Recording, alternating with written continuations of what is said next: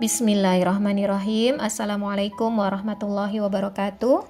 Alhamdulillah, kita berjumpa kembali. Kali ini kita akan belajar persamaan linier satu variabel. Nah, anak-anak, kalian pernah memperhatikan orang yang bermain jungkat-jungkit ya? Nah, kalau mungkin ada yang biasa menyebutnya jot-jotan. Nah, ini menggunakan prinsip persamaan linier satu variabel ya, yang di tengah tumpuannya ini kita umpamakan sebagai dia sama dengan, jadi sebelah kiri sama dengan sebelah kanan gitu ya. Nah, misalnya lagi, nah ini ya bisa juga kita jumpai misalnya pada neraca atau timbangan ya. Nah, tumpuannya ini sama dengan ya, sebelah kiri kalau beratnya sama dengan sebelah kanan dia tidak akan miring gitu, posisinya akan di tengah ya. Nah, baik, saya awali dulu dengan kalimat terbuka. Kalimat terbuka adalah kalimat yang belum jelas nilai benar atau salahnya.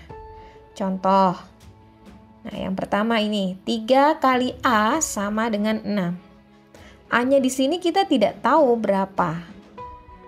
Ya, jadi kalimat 3 kali A sama dengan 6 ini belum jelas benar atau salahnya, maka kita sebut ini kalimat terbuka. Kemudian contoh lagi, Y tambah 5 sama dengan 7. Karena Y-nya belum tahu berapa, hanya disebut Y saja, ya, kita tidak bisa menilai ini benar atau salah. Maka Y tambah 5 sama dengan 7 merupakan kalimat terbuka. Selanjutnya, suatu bilangan dikurangi 2 hasilnya 8. Nah, ini juga kita belum tahu bilangannya itu berapa. Jadi kita belum tahu benar atau salahnya. Atau X anggota bilangan ganjil. Nah, kita nggak tahu nih benar apa salah karena X-nya belum tahu berapa. Ya, itu contoh-contoh dari kalimat terbuka. Nah, persamaan linier satu variabel itu sendiri apa? Nah, persamaan linier satu variabel merupakan kalimat terbuka yang memuat satu variabel berpangkat 1. Ya, misalnya ini 3X sama dengan X min 9. Variabel tuh yang mana? Nah, yang ada huruf ini ya. Nah, ini 3X. Ini variabelnya X. X ini variabelnya X. Ya, nah ini satu variabel.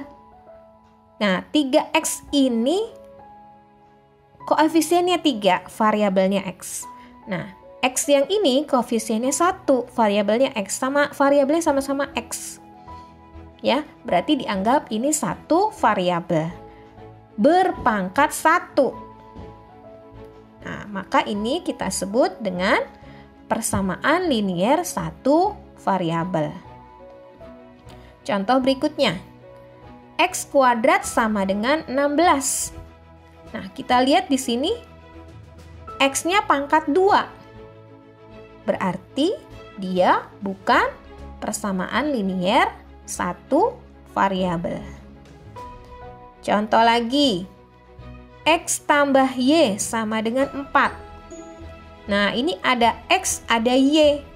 Berarti ini variabelnya, yang ini X, yang ini variabelnya Y. Maka dia bukan persamaan linier satu variabel karena memiliki dua variabel, yaitu X dan Y. Nah, untuk penyelesaian persamaan linier satu variabel, yang perlu kita ingat adalah timbangan. Ya, seperti di awal tadi sudah saya sebutkan. Nah, titik yang di tengah ini sebagai tumpuan ya. Ini sebagai tumpuan, kita simbolkan dalam kalimatnya itu dengan sama dengan. Nah, kalau kita lihat di sini sebelah kiri kotak X, ini kotak X, jadi kotak X-nya ada 2, di sebelah kanan beratnya 100 gram. Nah, ini posisinya seimbang. Nah, berarti kalau kita tulis dalam kalimat matematikanya ya, 2X sama dengan 100. Nah, kalau kita akan menyelesaikan persamaan ini, berarti kita harus mencari nilai X-nya, nilai variabel X-nya. Nah, di sini koefisien X-nya 2. Nah, kalau kita mau buat X, berarti kan harus dibagi 2. Kalau sebelah kiri dibagi 2, maka sebelah kanan harus dibagi 2. Supaya posisinya timbangan ini tetap seimbang, tetap sama. Yang sebelah kiri sama dengan sebelah kanan. Maka ini kita bagi 2. Nah ya, kiri kanan kita bagi 2 agar tetap seimbang, tetap sama beratnya. Nah ini kita bagi 2, X 100 bagi 2, 50. Maka X sama dengan 50. Nah, contoh ya, tentukan akar atau penyelesaian dari 2X min 4 sama dengan 8. Nah, yang ada variabelnya kita posisikan sebelah kiri ya. Nah, berarti ini supaya tidak ada. Nah, ini namanya konstanta ya, min 4 ini konstanta. Supaya tidak ada konstanta, di sini kita bikin 0 supaya jadi 0. Ini berarti harus ditambah 4 ya. Nah, maka 2X kurang 4 tambah 4. Nah, sebelah kiri kan tambah 4. Maka sebelah kanan juga harus ditambah 4 supaya tetap seimbang ya, supaya tetap sama.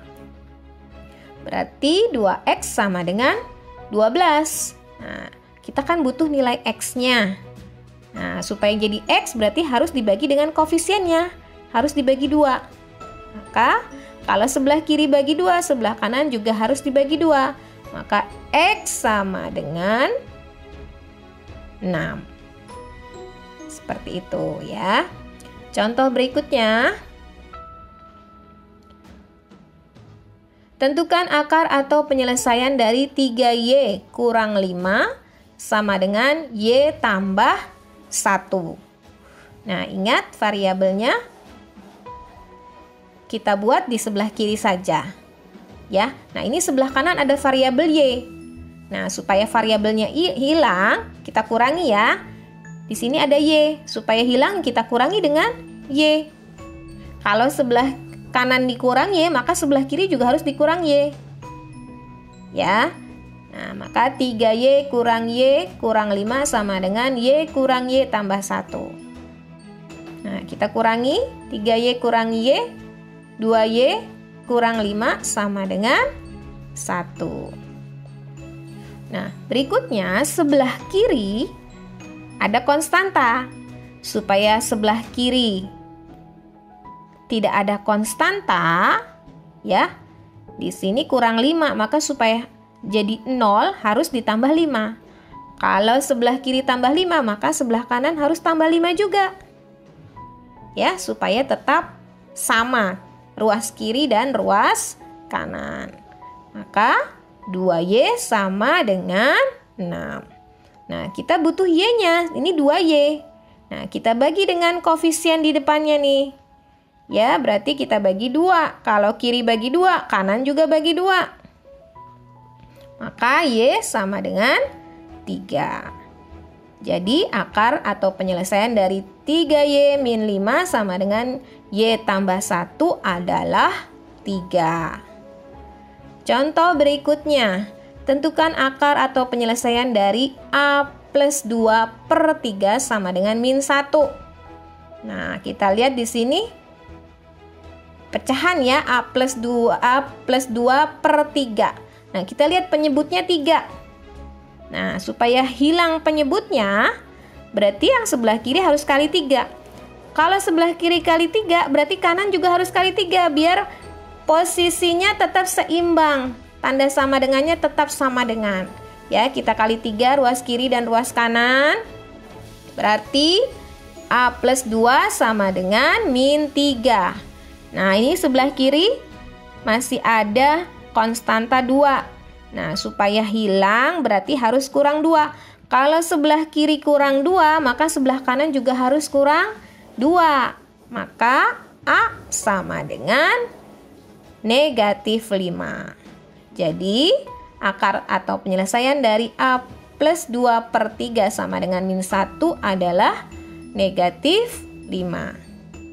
Dari contoh yang sudah dibahas tadi ya, yang harus kita ingat, suatu operasi persamaan linier satu variabel tetap ekuivalen jika kedua ruas ditambahkan dengan bilangan sama, kemudian kedua ruas dikurangi dengan bilangan sama, kemudian kedua ruas dikalikan dengan bilangan sama yang tidak nol, dan kedua ruas dibagi dengan bilangan sama yang tidak nol.